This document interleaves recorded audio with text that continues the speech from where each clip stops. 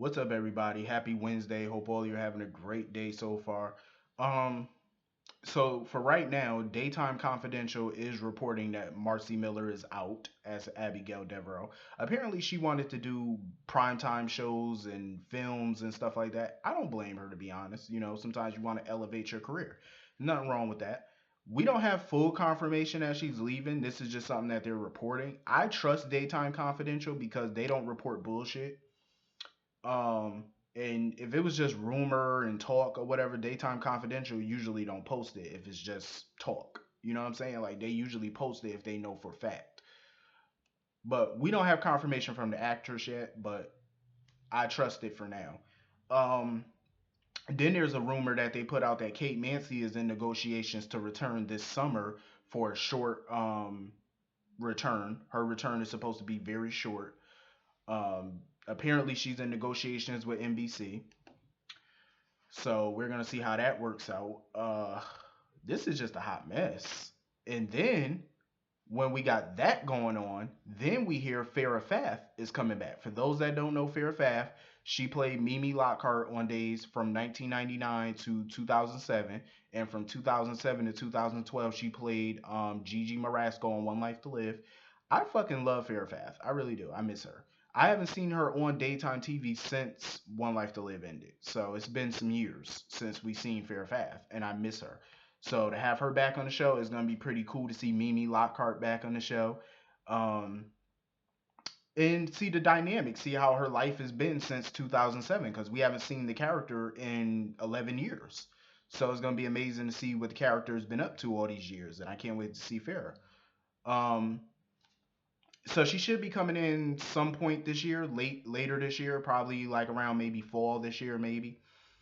We don't have a date on her return yet. But this is some crazy news. You know, actress leaving, actresses coming in, coming back. It's crazy. A lot of excitement. But getting into this episode, Vivian is fucking nuts. Like she is crazy. Like she basically telling Kate will regret not working with her. Like I said yesterday, Kate would never work with Vivian. Vivian sitting there talking about something. Kate is only a Demira in name. Now that Andre dead, Kate has no standing at Demira. I'm like, Kate is gonna be just fine now that she's not married to Andre. Well, she is married to Andre, but he's dead, so that's her widow. She's his widow. But she's always gonna be a Demira because she is his widow. He died while they were still married, so she's always gonna be a part of the Demira family. And she's been in that family literally since like 2009 when she married Stefano. So she's been in that family for 9 years. So she ain't going nowhere. I always, even though every time, like when she divorced Stefano and stuff like that, she went back to her maiden name. I'm always gonna call her Kate Demira. To me, she's Kate Demira. I mean, she was married to Stefano for a few years. She's always been a part of that family. Then she married Andre, so she's always gonna be a part of that family to me.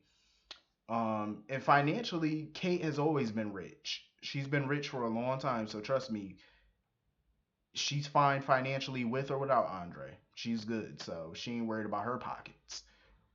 So this crazy bitch, Vivian, pulled out a gun on Kate. If I was Kate, I would have kicked that gun out her hand and beat the shit out of her. I'm just saying, like, Vivian need to be smacked up one or two times. I'm just saying, 'cause this bitch been getting out of hand. Um, it's gonna be a shame to see Vivian leave. Hopefully, Kate don't get arrested for killing her because it is self-defense. But they're probably not gonna have proof of that because she did openly say she wanted to kill her. Which, like I said before, she should have never said that publicly, especially in front of a witness, because Marlena was standing there when she said it. I would have never said that shit in public, because now it happened, and you might get blamed for it. Who's gonna believe self-defense if you publicly said I wanted to kill her? But that whole shit, like them fighting over the gun and stuff, it was kind of funny though. But I definitely would have chopped that gun right out of her hand and beat her old ass. Cause you ain't gonna pull no gun on me threatening to shoot me, crazy ass. Anyway, Stefan Stefan needs a really good therapist. Like he really needs to go to a psychiatric ward. Like he's really going crazy over an altar that didn't even exist. And it was so funny because like Dr. Laura reemerged and she basically told him only one of the altars only one was gonna survive. either Gabigail or Abigail. So Gabby came back one last time, put the wig on and stuff like that, one last time to tell Stefan goodbye, stuff like that. And she's pretty much done. That altar is done. So Abigail is back. Thank God. Hopefully we can get her integrated or make sure that no altar ever comes back, because they Dr. Laura pretty much told Chad how the whole thing happened with Abigail, like how she became Gabigail and how she covered it up, her killing Andre, how she wiped the place clean, hid the clothes, I think, in a tunnel, and she got back in bed with Chad. Like she was just detailing how all of it came about. Um, and how Dr. Laura was pretty much trying to protect Abigail.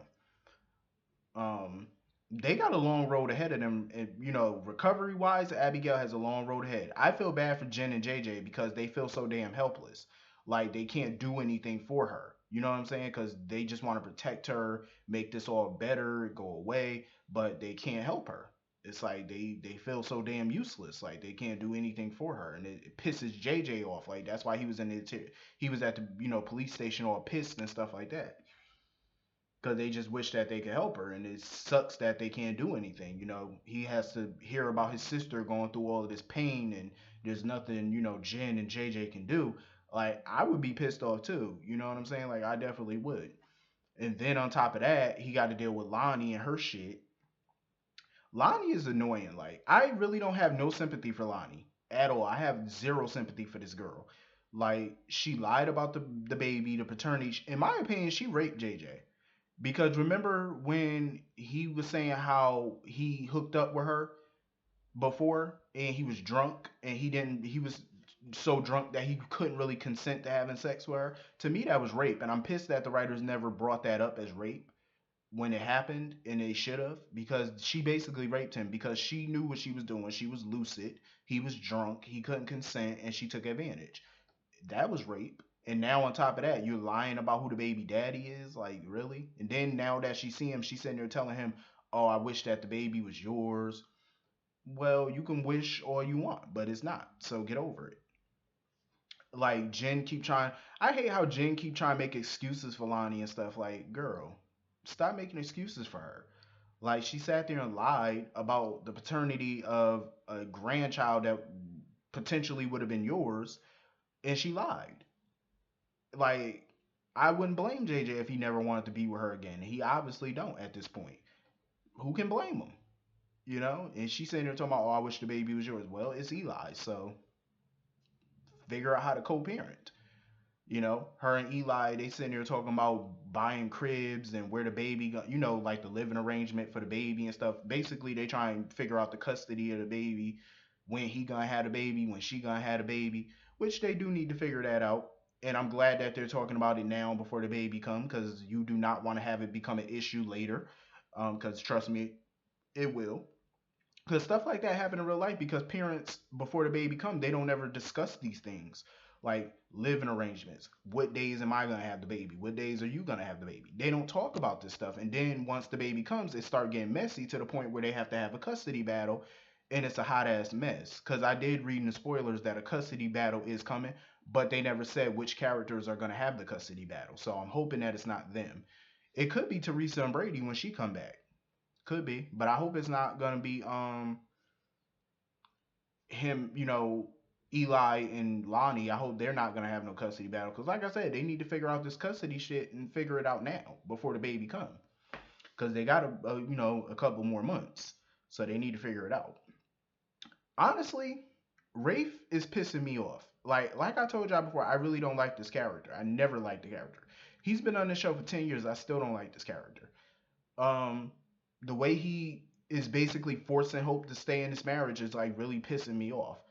Like he's trying to force her to stay in a marriage that she don't want to be in no more.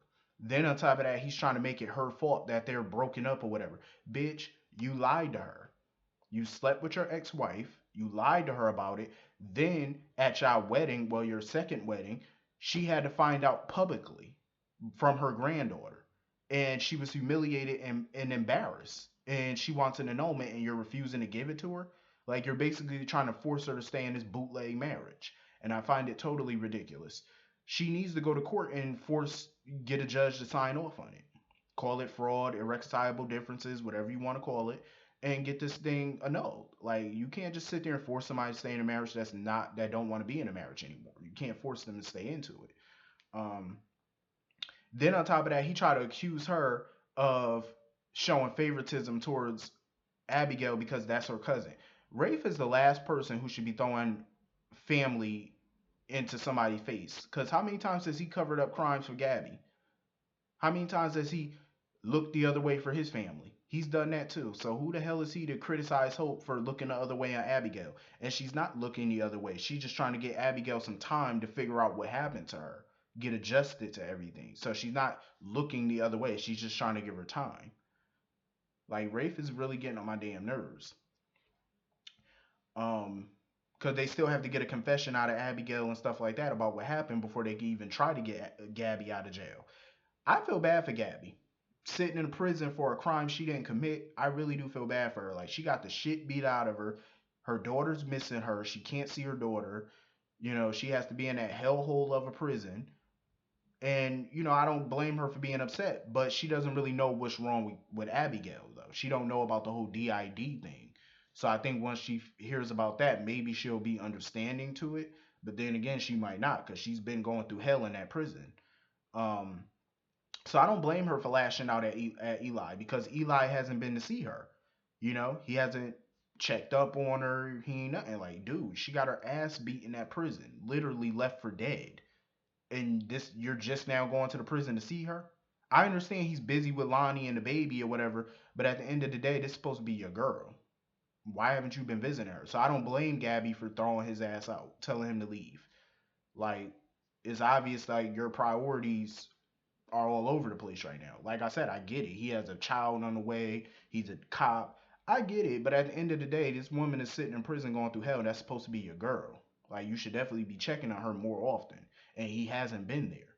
Rafe's been there. Chad been there. Sonny's been there. Will's been there. All these people been there except you. You know. So I don't blame her for feeling the way she feels.